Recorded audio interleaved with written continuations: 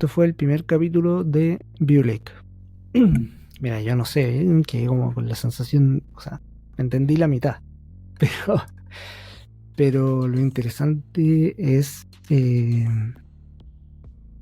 hacia dónde vamos, ¿verdad? Yo creo que ese es el punto, hacia dónde vamos. Hay gente trabajando en hacer esto de una manera espectacular.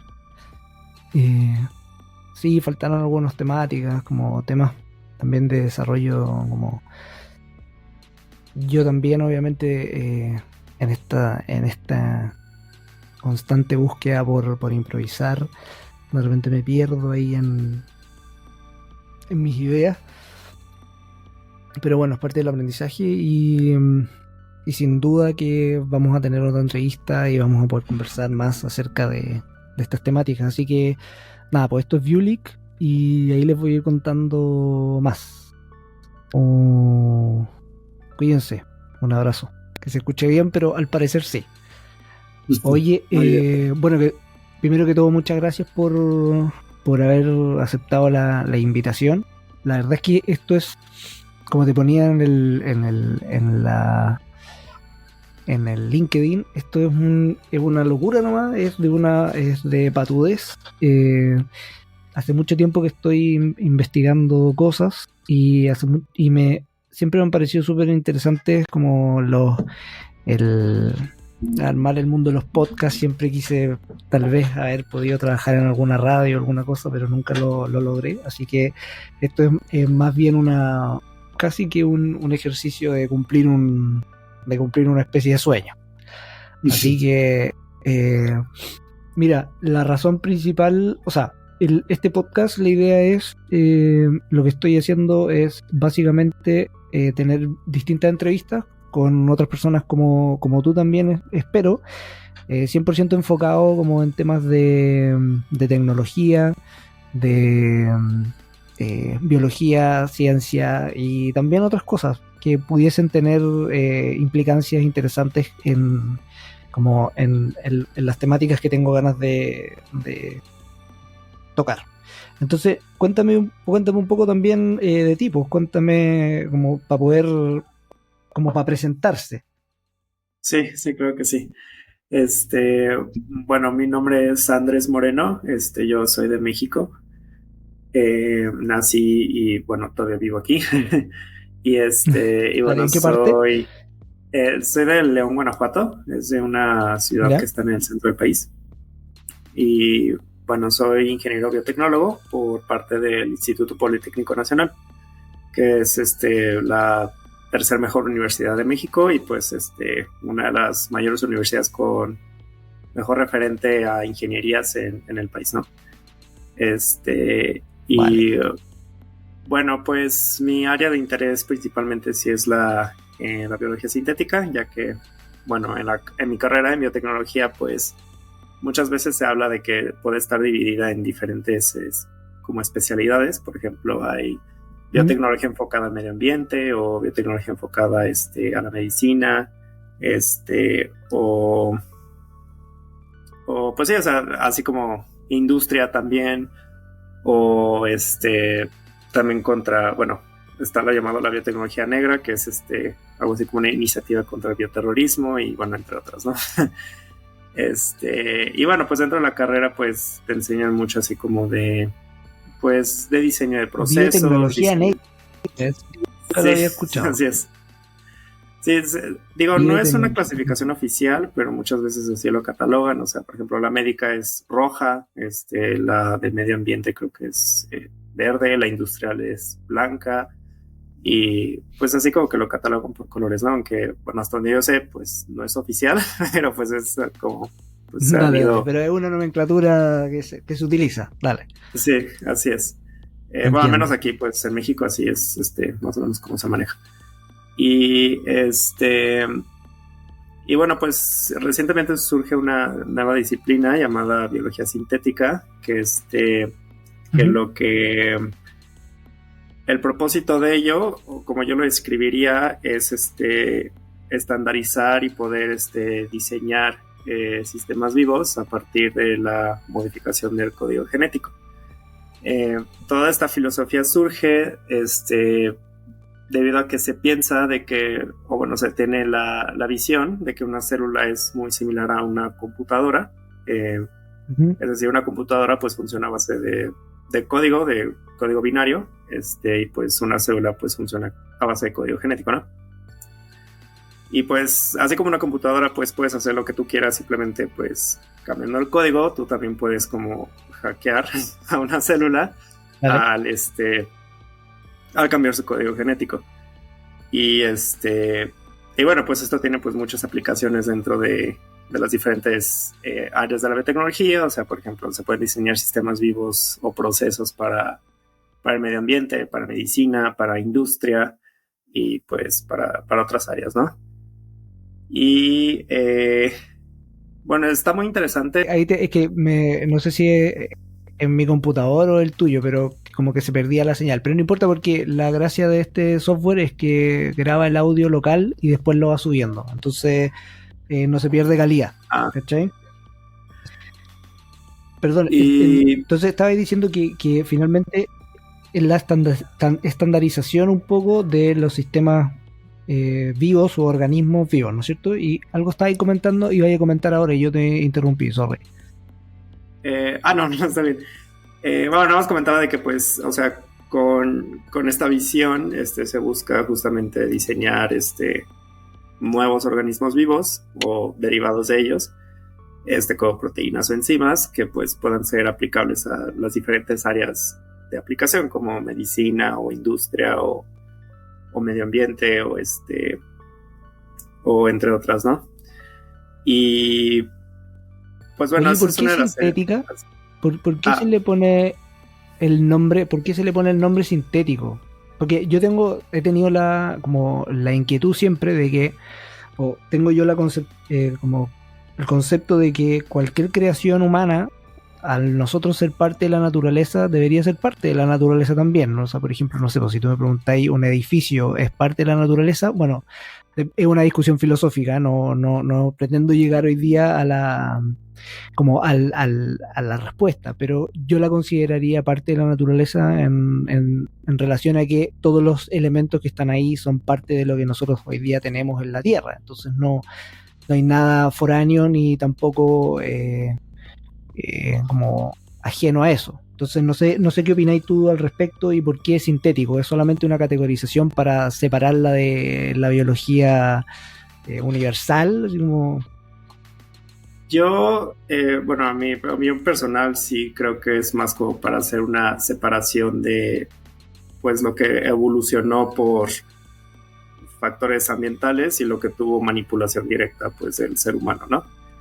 O sea, es decir, al final del día pues no estás como que haciendo nada que no sea pues natural, o sea, es decir, estás utilizando pues las mismas herramientas y y los mismos elementos que pues ya existen en la naturaleza, ¿no? Simplemente pues los estás reacomodando y pues los estás insertando en diferentes, como se dice, organismos vivos. Que sí, pues tal vez la manipulación del hombre pues sí, es decir, puede generar organismos que tal vez de manera evolutiva nunca hubieran sucedido. Es decir, por ejemplo, está el ejemplo clásico de usar la proteína verde fluorescente. Esta proteína es muy utilizada en investigación en biología molecular y cosas así, ¿no? Y esta proteína pues viene de una... Para poder distinguir mientras está haciendo las investigaciones o no, dónde está el proceso que es como un marcador, ¿no? Algo como un destacador sí. Ok, perfecto. Sí, así es. Muchas veces sí lo usan así como marcador, para ver así a nivel celular el proceso y poder rastrearlo. Y pues el gen de esta proteína viene de una, ¿cómo se dice? De una medusa. De ahí viene originalmente. Y pues lo que muchos investigadores hacen es de que pues sintetizan este gen. Y este gen pues muchas veces lo inserta en el genoma o inserta el gen en algún organismo vivo, ¿no? O sea, por ejemplo, no sé, alguna bacteria o alguna planta.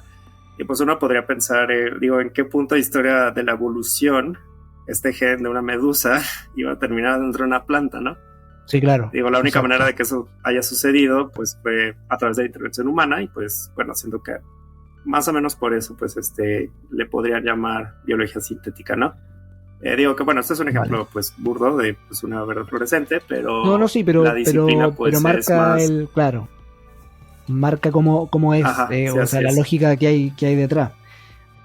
Eh, por lo tanto, tú consideráis que cualquier elemento que se cree desde la biología sintética igual es un organismo vivo, más allá de cuáles son los componentes o los compuestos que tiene eso.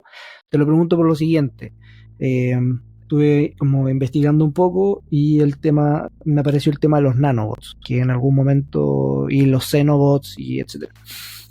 Entonces, me preguntaba, ya que tú mencionaste al principio que una célula es bastante parecida a un computador con su código específico, un nanobot en ese sentido sería parte de la biología sintética y sería considerado como un organismo vivo. Y después quería complementar la pregunta con otro, pero primero a ver qué opináis, no sé. Mm, bueno, creo que esto surge un poquito de la pregunta filosófica de cómo defines la vida, ¿no? O qué se Mm. supone que está vivo. En el caso de, por ejemplo, los xenobos, que digo, no le dio mucho al respecto, pero una vez escuché que es como una combinación entre células de una rana o un anfibio que usaron, lo Sí, combinaron con componentes mecánicos. Pues o sea, yo diría que pues, o sea, sí es un robot vivo, justamente porque pues está compuesto de células. Digo, creo que una analogía que podríamos hacer es, por ejemplo, una persona que le pone una prótesis de una pierna. Es decir, no porque uh-huh. pues ya tengo un elemento mecánico, pues ya no dejas de ser, ¿sabes? Sino pues, o sea, Vale. principalmente está compuesto por células vivas que metabolizan y se reproducen. Y pues creo que, pues sí, o sea, se podría considerar que es una máquina viva. Digo, ha habido un debate de, o sea, de qué consideras que es un ser vivo y qué no. Por ejemplo, un caso puntual es, por ejemplo, en los vivos, digo, en los virus, perdón. Mm. Este, Vale. hay un debate de, o sea, un virus es un ser vivo o no lo es. Y muchos dicen que no lo es porque pues no metaboliza, no puede reproducirse por sí mismo.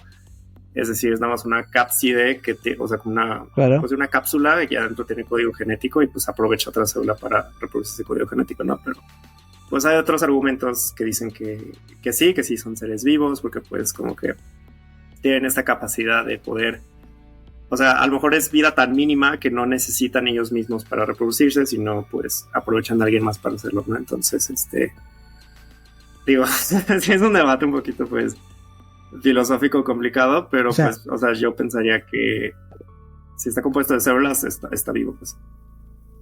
a mí me parece como fascinante, me voy a colgar de algo que mencionaste antes, que tiene que ver con... o sea, claro, la unidad mínima de la vida, si entiendo bien y recuerdo bien desde el colegio, es la célula. Pero Sí. eso es en relación a antes que llegara el ser humano. Hoy día el ser humano quizás está proponiendo una nueva unidad básica de vida para una nueva especie, que pienso que pudiese estar asociado un poco con la inteligencia artificial y con estos nanobots y algo. Pues yo creo que tal vez la componente viva, que es por ejemplo el Xenobot, o sea, sus componentes celulares, o sea, pues podrían llegar a hacer eso, o sea, reproducirse. Y y pues sí, o sea, pues, es decir, entraría en la definición de que es un ser vivo, entonces, o sea, si entra en la definición, como porque pues lo descartaría, ¿sabes? Entonces, es decir, pues sí, yo pensaría que pues sería como un robot vivo, pues. Mira, lo que pasa es que yo tengo una teoría. Entonces, pero Uh-huh. es una teoría filosófica nomás, una bola. Que en algún momento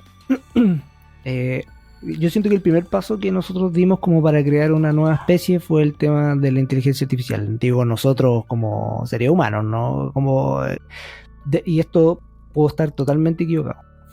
Entonces, en algún minuto, la inteligencia artificial debiese llegar a ser consciente de sí misma, al igual que nosotros, suponiendo que estamos vivimos en una simulación y nosotros somos en verdad seres que de repente nos dimos cuenta de que existíamos y que éramos individuales y separados del resto, etcétera. Y obviamente la inteligencia artificial va a querer como habitar el mundo físico.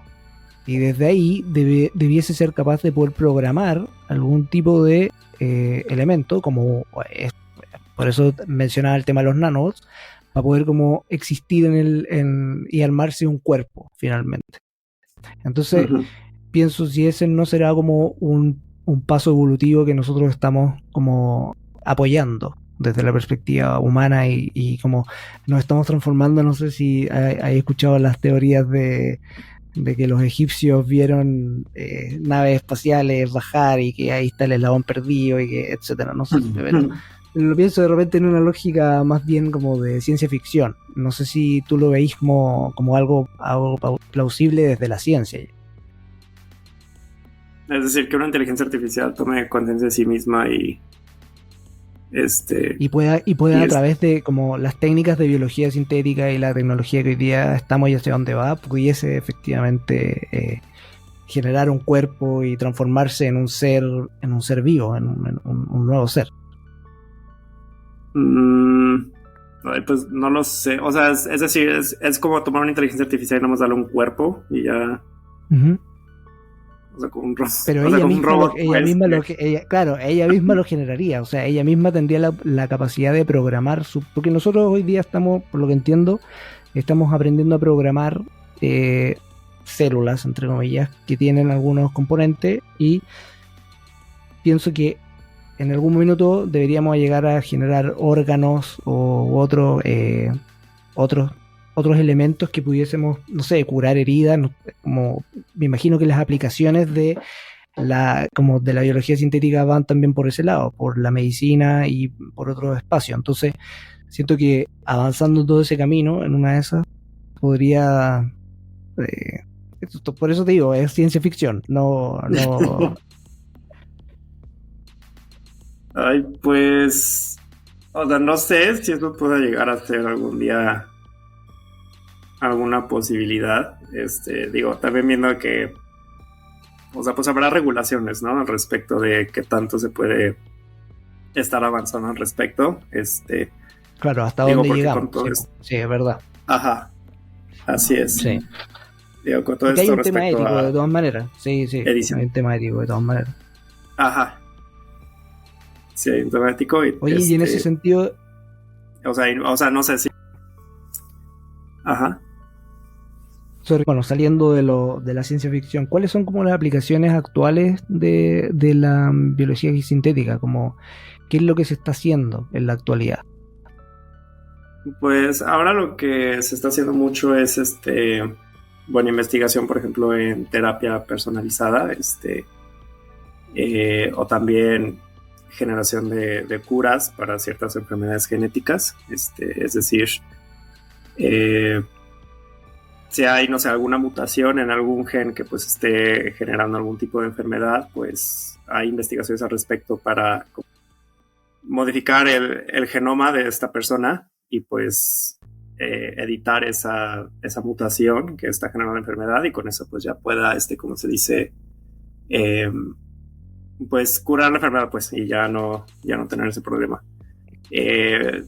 Hace poco leí que... ¿Eso es como a través de CRISPR?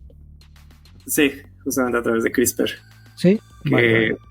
¿Y qué hace CRISPR específicamente? Porque yo alguna vez leí que era como un cortar-pegar. Sí, básicamente. Muy fácil, así pero es. No sé si es así. Vale. Sí, pues básicamente CRISPR es una proteína que es un complejo, pues, que se descubrió primero en bacterias. La manera en la que se descubrió es de que existía una bacteria y se descubrió que tiene como que todo un mecanismo que se le denomina CRISPR por unas secuencias repetidas que aparecen, que estas secuencias, con ayuda de otra proteína llamada Cas9, evita las infecciones por bacteriófagos a la bacteria. El bacteriófago es un virus, pero que ataca a bacterias, ¿no? Entonces, pues esto lo lo parecían como que análogo a un sistema inmune, lo cual pues les hacía demasiado raro porque es como una bacteria puede tener un sistema inmune, ¿sabes? Y bueno, pues lo que hace CRISPR es de que, bueno, en bacterias tiene estas secuencias genéticas repetidas y en medio de esas secuencias están algunas secuencias del virus, ¿no?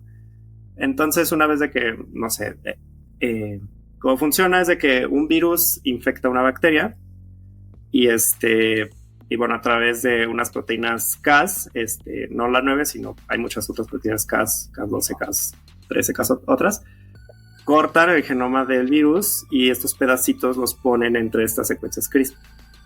Y ya. Entonces, la próxima vez de que un virus vaya a infectar a esta bacteria, lo que ocurre es de que estas secuencias que están en medio de las CRISPR, las de los fagos, se transcriben a RNA, que bueno, es similar a la molécula de DNA, y entra una proteína llamada Cas9 que agarra este RNA del virus y pues ya ahora sí monitorea en todo el genoma de la bacteria, donde puede encontrarse ¿cómo se dice?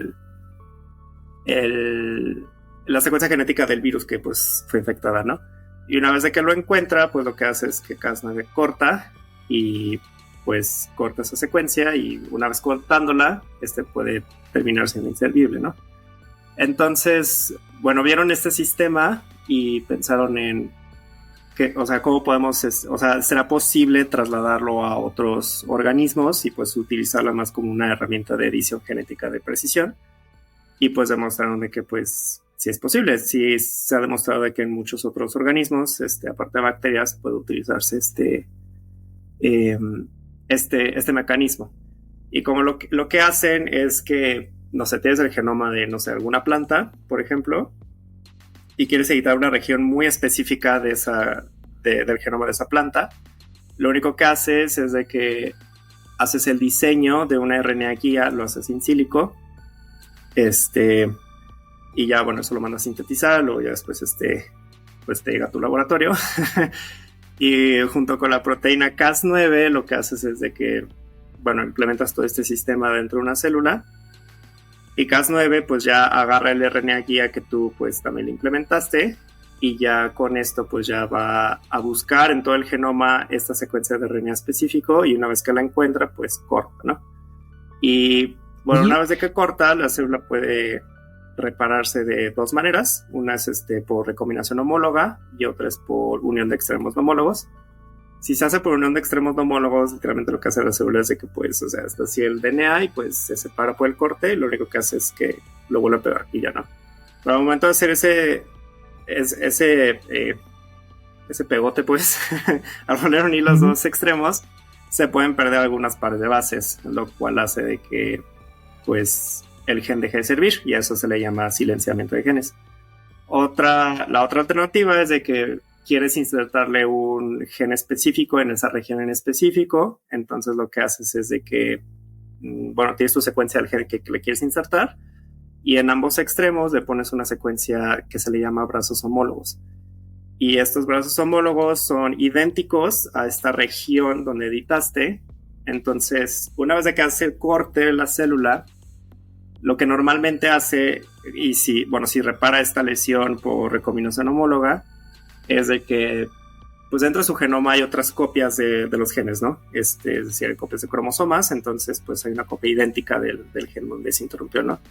Entonces lo que normalmente hace la célula es de que agarra esta copia, se guía por a través pues de homología de brazos, homología de secuencias, y pues al interpretar de que es lo mismo, pues ya sintetiza la misma secuencia que de la copia que tiene y pues así ya repara y termina haciendo lo mismo, ¿no? Entonces aquí lo que hace es que como que engañas a la célula implementando estos brazos homólogos para que interprete que es el mismo gen, pero en realidad estás metiendo otra cosa. Y ya pues ya de esta manera se puede insertar en esta región y pues ya editaste el organismo. Oye, pero espérate, déjame ver si entendí todo, como estoy pensando en en gente como yo para ver si entendimos. Sí. Porque lo que tú me contáis, a mí me parece que es, o sea, primero alucinante y segundo, lo que no entiendo del proceso es, ¿eso tú lo vas viendo, por ejemplo, en un microscopio? ¿O eso finalmente es como una especie de programa de software que tú lo programas antes y después se lo inyectas a la célula y la célula lo hace solo? Sí, es más similar a lo segundo, o sea, la célula lo hace solo. En realidad, tú lo que haces es de que, bueno, hay muchas maneras de introducir Cas9 y hacer la edición en la célula, ¿no? O sea, puede ser literalmente inyectando la proteína y el RNA guía. U otra manera es a través de plásmidos, o sea, lo que haces es de que le insertas el gen que codifica para Cas9 y que codifica para el RNA guía, y a la célula hace pues su proceso y ya lo edita, ¿no? Pero de ambas maneras, pues lo haces y durante el proceso lo único que puedes esperar es cruzar dedos y pensar que lo que está pasando sí está sucediendo. La manera en la que ya confirmas que sí sucedió es de que le pones algún tipo de gen de selección o de gen reportero. Por ejemplo, no sé, le quieres meter un gen a una bacteria para que produzca no sé, una proteína específica, ¿no? Pero ¿cómo vas a saber que la bacteria sí estuvo editada? Entonces lo que puedes hacer es que le metes un gen de resistencia a antibióticos. Puede ser varios, o sea, puede ser ampicilina, cloranfenicol, higromicina, diferentes genes de resistencia. Y bueno, lo que haces es de que pues esto es una técnica de laboratorio como editar el organismo, pero una vez de que lo haces, lo cultivas en un medio que tiene el antibiótico.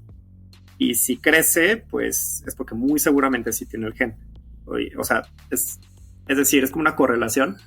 Si tiene el gen o sea, si está creciendo un antibiótico es porque tiene el gen de resistencia, y si tiene el gen de resistencia es porque pues tiene el gen que tú le quieras meter, ¿no?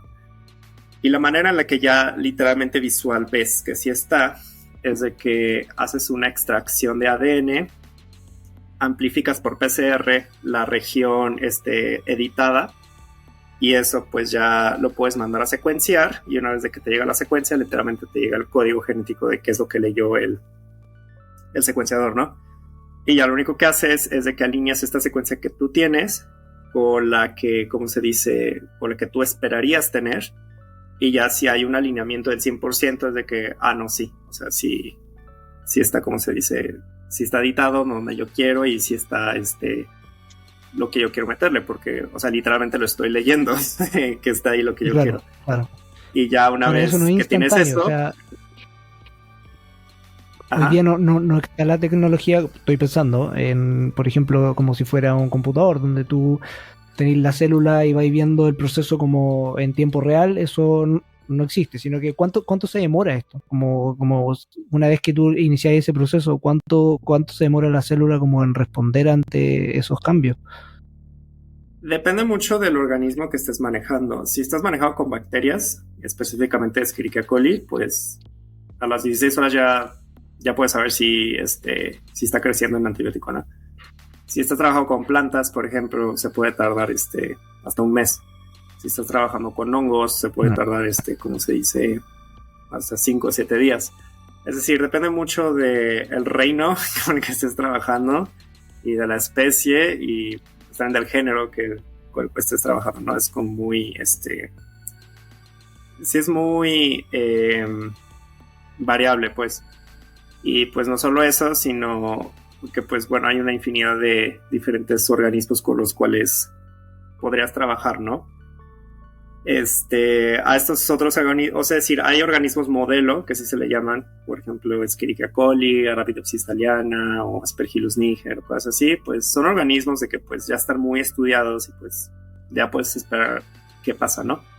Pero hay muchos otros que pues son organismos no modelo, que como su nombre lo dice, pues son muy poco estudiados, o pues casi nadie trabaja con eso. Entonces, pues al editarlo, pues ahí sí como que ya estás metiéndote en un mundo muy desconocido, porque no sabes cómo puede responder la célula, o si el proceso de edición sí fue eficiente o si no funcionó. Entonces sí está medio Oye, complicado. y en ese respecto, tengo dos preguntas, pero la primera es si es que actualmente se han hecho como ese tipo de pruebas con células humanas, que me imagino Ujú. que sí. No sé cómo funcionará en ese respecto con respecto al tema ético, etcétera. Y la otra pregunta es si es que se necesita algún tipo de condición específica de, por ejemplo, no sé, temperatura, humedad, etcétera, para que las reacciones o lo que se espera funcione de una mejor manera. Eh, sí, es decir, de igual manera depende del organismo por el cual estés trabajando. Por ejemplo, si quieres editar una planta, digo, también depende de qué tipo de planta, pero por ejemplo, la que yo he tenido experiencia de editar, se requiere de, o sea, no sé, necesita una temperatura como de 24 grados, necesita estar sumergida en un medio de cultivo muy específico, así como tanto en vitaminas o cosas así. Este, También se requiere pues de una técnica muy especial, que es a través de infección bacteriana. Es decir, lo que haces es de que pones en cocultivo pedacitos de esta planta y de una bacteria llamada Agrobacterium tumefaciens, que lo que hace es que esta bacteria naturalmente infecta a una planta, que en la agricultura como que le formen tumores y cosas así, ¿no? Entonces lo que hacen ya, pues, en biología molecular, bueno, lo que hacen los científicos es de que, pues, aprovechan este mecanismo natural para que la bacteria pueda introducirle código genético a la planta, y lo que le introduce en este caso pues es el gen Cas9 y la RNA guía en forma de código genético, y ya se lo introduce y pues infecta la bacteria y digo infecta la planta y y, y pues ya después es como un periodo de incubación de 2 días, a 25 grados, con agitación, con luz blanca porque pues es una planta, y ya después esto lo pasas a un medio de cultivo, con antibiótico, es decir, las plantitas las pasas a un medio de cultivo y pues pues ya esperas a que crezcan, ¿no? Por ejemplo, con hongos es como que otro proceso bien diferente porque pues los hongos tienen una, ¿cómo se dice? Una pared de quitina. Entonces lo que primero tienes que hacer es que le tienes que quitar esa pared, y la manera en que se la quitas es a través de enzimas. Estas enzimas degradan esa pared, y lo que pasa es de que pues se forman lo que se llama protoplastos, que son como la célula del hongo, pero ya liberado de su pared celular. Entonces, ya que no tiene la pared, ya hay una entrada para que el ADN foráneo pueda entrar. Entonces, lo que haces es de que le metes literalmente el ADN en una solución especial para que pues el ADN pueda entrar al protoplasto, y una vez de eso pues lo vuelves a cultivar en un medio así como muy rico en nutrientes y así, para que pues el hongo pueda crecer y pueda volverse a desarrollar, ¿no? Digo, eso pues lo tienes que incubar, dependiendo pues del hongo será la temperatura, no sé, 29 grados, 30 grados, 25. Digo, si es un mesófilo, pues va a ser más o menos en esa temperatura normal, ¿no? Si es un psicrófilo, pues a lo mejor en temperaturas más bajas, si es un termófilo, a lo mejor en temperaturas más altas, pues sí, ¿no? Y ya después la selección con antibióticos, le viertes más medio de cultivo sólido encima de los protoplastos, y pues los que crecen es que sí salen bien, ¿no? Y por ejemplo, Oye, Ajá. sí, perdón. O sea, como entendiendo bien, al final lo que uno está haciendo con este tipo de ciencia es, porque hablaste como de infección, entre comillas. ¿Eso es porque estabas hablando de una bacteria específicamente? ¿O en el caso, por ejemplo, de una célula humana, también lo que nosotros estamos haciendo, entre comillas, es infectar esa célula con un agente externo para que genere alguna respuesta? Eh, hay algo que me falta entender, como por ejemplo, o que le pudiese faltar entender a alguien que no estuviera como escuchando y que dijera como, ¿qué parte de este proceso, ¿cachai? Que acabáis de narrar, que lo encuentro sorprendente cómo funciona todo, eh, cómo cómo uno lo explicaría como en simple, pensando en, por ejemplo, no sé, ocupando el ejemplo del COVID, que sé que es un virus y que tal vez funciona de manera muy distinta, pero pero siento que está más cerca de también de lo que uno ha estado viviendo. El COVID, por ejemplo, entra a la célula y cambia la célula, hace esto un poco como este proceso de edición genética. ¿Cómo podemos hacer de repente una analogía entre lo que vivimos en el COVID y lo que estáis contando, ¿cachai? Como para poder entenderlo de mejor manera, ¿no? Sí, es que piénsalo como, es decir, si quieres editar algo con CRISPR usando código genético, o sea, porque pues una proteína viene a partir de un código genético, es el producto del ADN, es decir, tú quieres utilizar ADN para que después haga proteína y se edite, ¿no? Tienes que pensar cómo le puedo meter el ADN a una célula. O sea, qué mecanismos hay o qué fenómenos físico-químicos puedo aprovechar para que eso suceda. Entonces, por ejemplo, lo más sencillo, por ejemplo, es en bacterias, por ejemplo, en Escherichia coli, que muchas veces lo que se hace, que le quieres meter ADN foráneo a la célula, lo que haces es que puedes intentarlo a través de una técnica llamada choque térmico, que lo que haces es que, bueno, son células que previamente fueron preparadas para que al momento de que tú hagas un cambio de temperatura, la membrana celular como que haga poros y de esa manera el ADN se meta, ¿no? Y haces una técnica de meter ADN foráneo, ¿no? Otra es por electroporación, que lo que haces es que hay como una maquinita especial donde metes las células en pues como en un dispositivo, una cubetita, y aplicas una corriente eléctrica y pues de esa manera haces lo mismo, como poros y se mete el ADN, ¿no?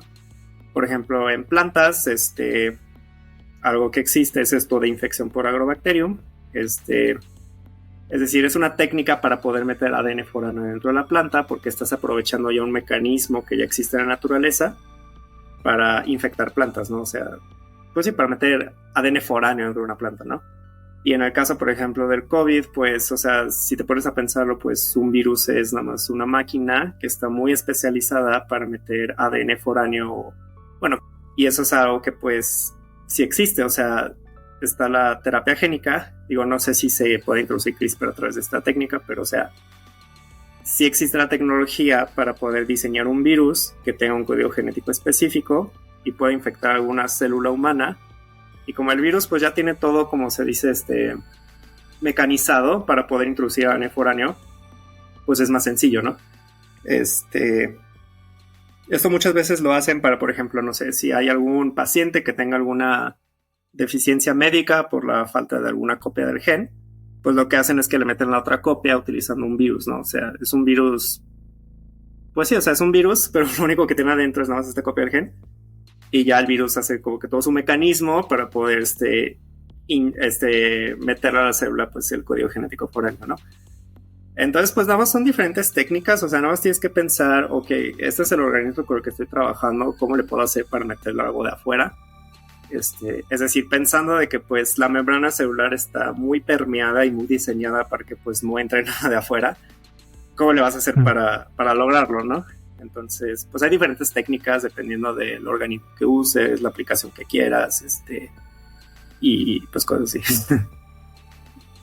Oye, y en ese sentido, el virus, por ejemplo, es un elemento cerrado. O sea, por ejemplo, estoy pensando en la célula, la imagen que uno tiene de la célula es un círculo con todos los organelos adentro. Uh-huh. El virus es lo mismo, como un ente cerrado con un código genético, creo que ARN, ¿o no? Tiene un virus en su interior, ¿sí?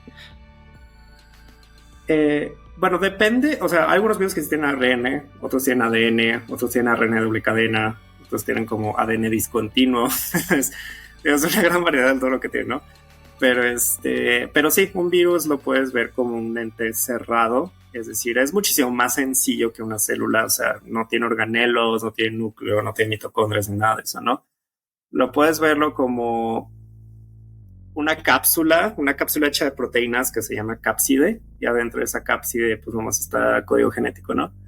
Y de protuberancias de la cápside tiene otras proteínas que pues son las que le ayudan al virus a interactuar con la membrana celular y tener acceso a la membrana, ¿no?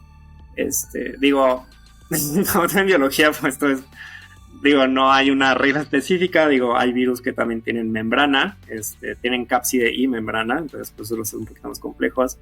Hay virus de que aparte del código genético también tienen otras proteínas, que esto está muy padre porque es como, son proteínas que la célula no tiene, pero el virus necesita para replicarse. Entonces es como, o sea, ¿cómo le voy a hacer si si la célula que voy a infectar no tiene lo que requiero? Ah, pues yo lo traigo, yo lo infecto ya con eso, ¿no? Entonces, o sea, no sé, está muy, muy interesante, pero sí, o sea, se puede ver como que es un ente así cerrado que ya está especializado para infectar cierto tipo de célula. Oye, y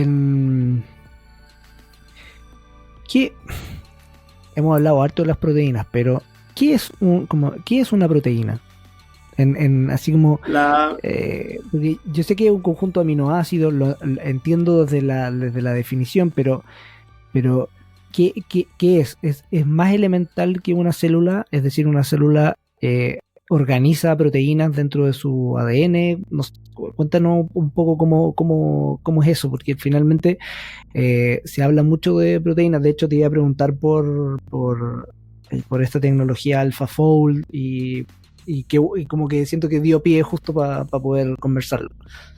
Sí. Bueno, una proteína, bueno, justo como mencionas, es la unión en cadena de muchos aminoácidos, ¿no? Bueno, un aminoácido es pues la unión de un amino y de un carboxilo terminal, y pues hay como un grupo funcional específico, ¿no? Y bueno, pues una proteína es como la unión de muchos de estos aminoácidos, como una cadena, pero ordenado de una manera específica, porque, es decir, una proteína puede tener diferentes tipos de estructura. Está la estructura primaria, que es como, imagínate como un hilo de una cadena de puros aminoácidos. Está la estructura secundaria, que ya empiezan a formar dos tipos de estructuras, que es la alfa hélice o la hoja beta, que pues una alfa hélice es como, pues, digo, coloquialmente como un churrito, algo así, como algo que da vueltas. Uh-huh. Y una hoja beta, pues es como, imagínate una cinta de tape, que va así como si fuera una serpiente, ¿no? Así, que da vuelta, luego sube, luego da vuelta y luego sube, y así, ¿no? Y luego está la estructura terciaria, donde pues ya como que estas estructuras como que ya o sea, la alfa hélice y la hoja beta ya empiezan como que a interactuar entre sí. Y luego pues está la estructura cuaternaria, ¿no? De que pues ya son proteínas ya muy complejas, de que pues vienen otras subunidades de alfa hélices y hojas beta de otras proteínas. Entonces es como que una subunidad de una proteína interactúa con otra subunidad muy grande y pues ya forman algo muy complejo, ¿no? Entonces, o sea, se puede ver como, no sé, una estructura. Y las proteínas, y como lo que tú estás hablando de que se unen unas con otras, ¿esto ocurre como desde un proceso aleatorio, completo? ¿O ocurre como una proteína termina siendo alfa, como mencionaste, alfa hélice, o termina siendo otro tipo de, claro, u otro tipo de proteína? ¿Cómo es que cómo se transforma una proteína en alfa hélice o en cuaternaria, o etcétera? ¿Cómo ocurre eso? Pues muchas veces son por procesos físicos y termodinámicos, es decir, como que se llega a un mejor equilibrio si ciertos aminoácidos se acomodan de esa manera. Por ejemplo, esto tiene mucho que ver con los grupos, pues sí, los grupos de los aminoácidos, los grupos R que se le llaman. O sea, por ejemplo, una histidina es muy diferente a una isoleucina, ¿no? Justamente por este grupo R que es diferente. Y pues, es decir, las proteínas pues sirven para muchas cosas. Una de esas es como, por ejemplo, hacer como poros a través de la membrana para que puedan pasar cosas. Y la membrana ya ves de que es bueno, se le llama alifática, de que la parte de afuera de la membrana es hidrofílica, ¿no? Porque pues hay agua, ¿no? Y pues tiene que interactuar con el agua. Y la parte en medio de la membrana es hidrofóbica.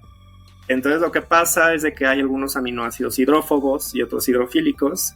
Y lo que ocurre es de que estas proteínas como que por su propia naturaleza y por mecanismos termodinámicos se acomodan de tal manera para que la región hidrofóbica nada más estén ahí los aminoácidos hidrofóbicos y la parte hidrofílica estén los aminoácidos hidrofílicos, ¿no? Y ya como que de esta manera como que forman esa estructura y se acomodan en esta región en específico y pues, o sea, pues funciona por la naturaleza de los mismos aminoácidos, ¿no? Es decir, predecir el doblamiento de una proteína sí es algo bastante complejo que hasta la fecha no sé si ya se haya resuelto del todo, pero AlphaFold hasta donde era un tipo de algoritmo que buscaba justamente predecir eso, o sea, te doy una secuencia de aminoácidos, ¿cómo va a terminar eso, no? Y pues ya como que el algoritmo ya más o menos te dice, pues la forma que va a tener tu proteína pues va a ser esta, ¿no? O sea, y pues sí, o sea, es un mecanismo sí bastante complejo que hasta donde sé no ha sido completamente descifrado. Es que la proteína puede tomar esa forma tan específica, pero sí, básicamente, más o menos así funciona. Sí, porque el otro día me llamó mucho la atención eso de AlphaFold, porque estaba escuchando una persona que se llama Peter Diamandis, que es un emprendedor en serie, no sé si lo conoces, pero es y tampoco sé si en verdad es más hype que realidad. Tampoco, porque hoy día no sé si te pasa, pero de repente es muy difícil saber bien, como este tipo de emprendedor y tiene un montón de empresas y cosas, como qué cosas son por interés y qué cosas finalmente son las que realmente están ocurriendo, ¿cachai? Qué es lo que está pasando realmente. Me imagino que estamos muy avanzados en contraste con hace muchos años atrás, pero no sé cómo veis tú el futuro, cómo piensas que se va a desarrollar esto. Me imagino que hay todo un tema también con el transhumanismo y temas éticos, morales y etcétera. No sé cómo veis tú ese movimiento hacia allá, finalmente estando ahí desde la ciencia. Uh-huh. Pues la verdad es que, o sea, yo veo como que se está avanzando a pasos agigantados.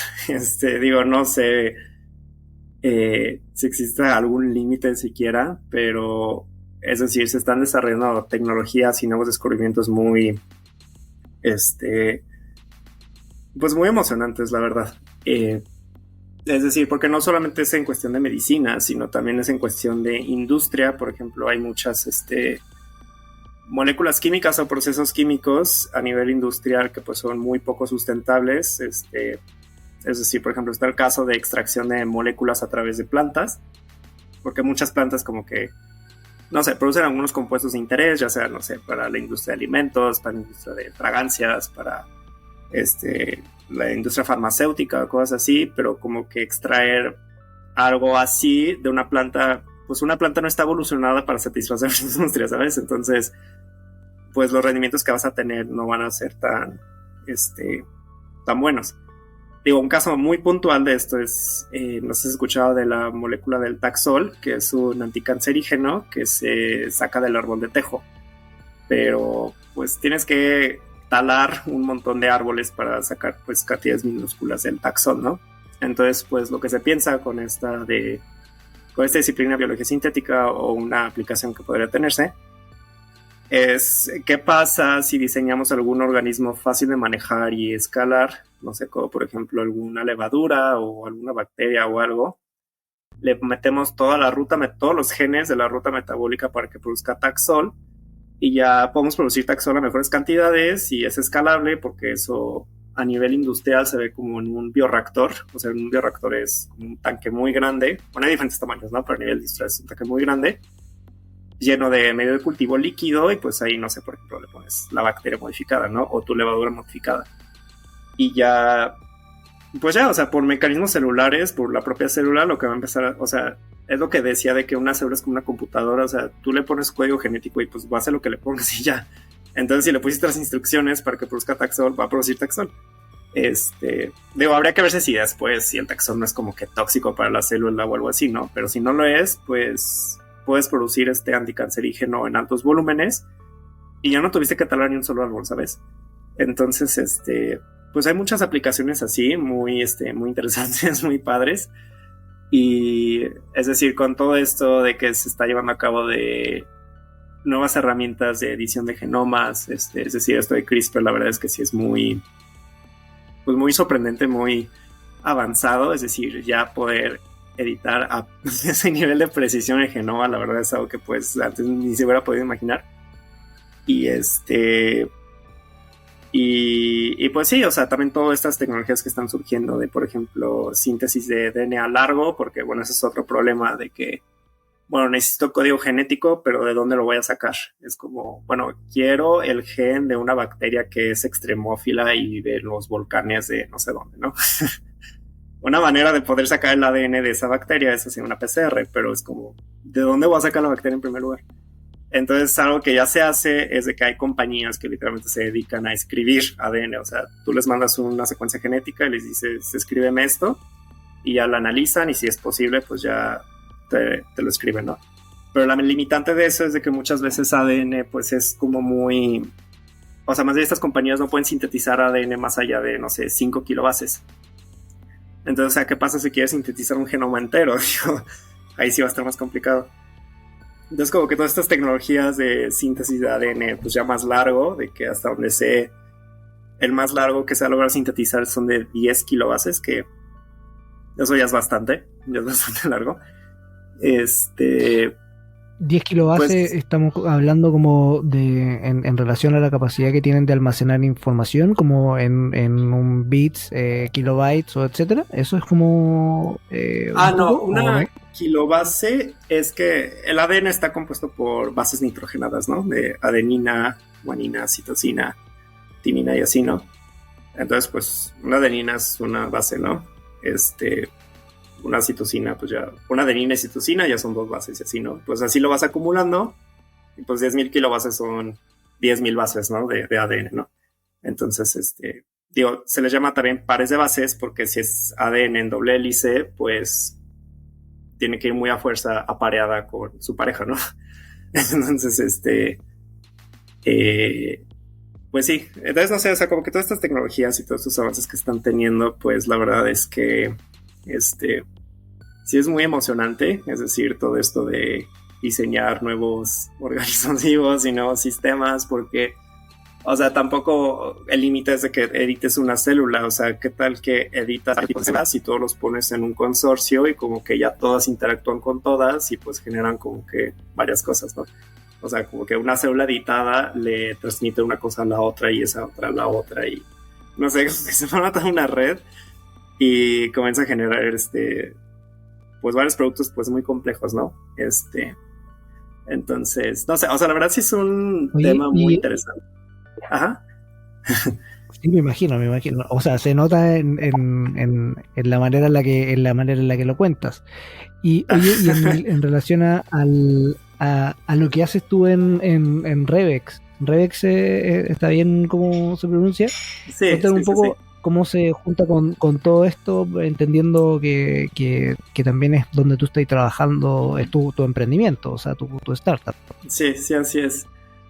Bueno, pues Revex es una startup de justamente biología sintética, donde pues lo que se hace es modificación de hongos, bueno, modificación de hongos filamentosos para producir fragancias y saborizantes, ¿no? Que pues viene de la misma idea de, no sé, si cierta fragancia viene de una flor o de una planta, pero pues, o sea, en rendimientos muy bajos, tal vez si, o sea, nada más tenemos el código genético de la planta y se lo metemos al hongo y ya nos olvidamos de la planta ya por completo, podemos generar un sistema biológico que produzca lo mismo, exactamente la misma molécula, pero pues de una manera más escalable y con mejores rendimientos.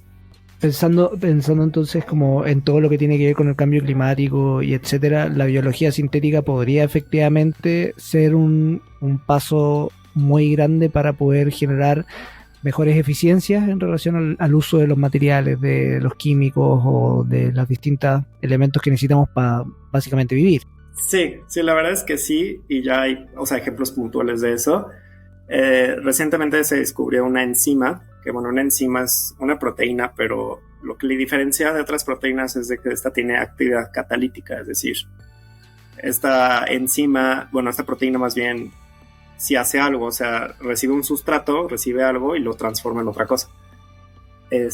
Hay una enzima así que la denominaron PETasa, que la PETasa lo que hace es de que degrada el PET. Como la descubrieron es de que hay una bacteria llamada Ideonella sakaiensis, donde que esto está muy triste una vez que te pones a pensarlo, pero pues descubrieron que esta bacteria podía degradar el PET, el plástico, y pues ya pues estudiaron cómo es que hacía eso y descubrieron de que pues evolucionó una enzima que está diseñada para poder degradar el PET y a partir de ahí como que la bacteria pueda comérselo, ¿no? Y digo que está triste porque es como, o sea, lo mucho que hemos cambiado en la naturaleza, ¿no? O sea, ya llegamos a tal punto de que obligamos a una bacteria que evolucionara un mecanismo de comer nuestra basura. Entonces, como, pues está feo, ¿no? Y pues también está esto de el uso de microalgas o igual de bacterias genéticamente modificadas para que puedan consumir el CO2 del ambiente y ese CO2 pues lo transforman en un producto de interés, ¿no? Ya hay algunas compañías que justamente hacen esto y pues de esta manera pues se podrán generar productos químicos que sean carbono cero o negativos en carbono también, porque es decir, una de las principales problemas con los combustibles fósiles es que pues se sacan del suelo y pues ese carbono pues se quema y termina en el ambiente, ¿no? Pero es decir, todo ese CO2 que está en el ambiente no regresa al suelo, sino se queda y se acumula, se acumula, se acumula. En cambio, si tienes un organismo de que, no sé, por ejemplo, quieres producir combustible, no sé, para aviones, diseñas algún organismo o ya tomas provecho de algún organismo de que ya naturalmente consume CO2, como una microalga, y ya pues por su propio metabolismo lo que va a hacer es de que este CO2 lo va a agarrar y lo va a convertir en azúcar. Y ya pues este azúcar pues ya la célula puede usarlo para crecer y reproducirse así, ¿no? Y en ese proceso de crecimiento y reproducción lo que hace es que como su producto va sacando combustible, porque pues tú lo editaste para que produzca combustible, ¿no? Y ya este combustible lo extraes, lo purificas y ya se vuelve a usar y ese CO2 vuelve a salir al aire, pero ya es un ciclo, o sea, vuelve a salir al aire, pero otra vez el organismo vuelve a consumirlo, produce combustibles y pues así, ¿no? Entonces, pues sí, la verdad sí es una disciplina bastante prometedora para muchos ámbitos, y pues la verdad sí le veo bastante futuro. O sea, mira, yo soy un tecno optimista, así que yo creo que de alguna u otra manera la tecnología, pero bien utilizada, obviamente, nos va a sacar de donde sea que estamos hoy día metidos.